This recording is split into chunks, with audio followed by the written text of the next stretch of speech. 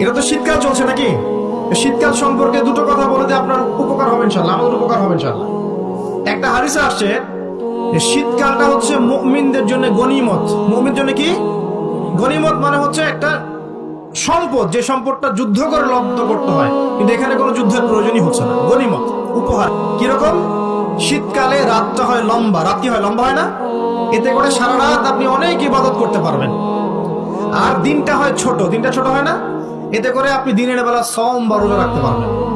শীতকাল আসলেই সাহাবীরা বলতেন আহলান সাহলান। শীতকালকে বলতেন আহলান সাহলান। শীতকাল তুমি এসেছো, আলহামদুলিল্লাহ। এখন রাত্রেবেলা হে কোরআনওয়ালারা, তোমরা উঠে যাও এবং কোরআন তেলাওয়াত করতে থাকো, এবং দিনের বেলা তোমরা সওম পালন করতে থাকো, আলহামদুলিল্লাহ।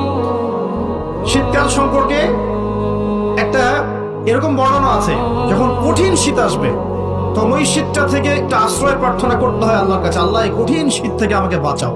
কারণ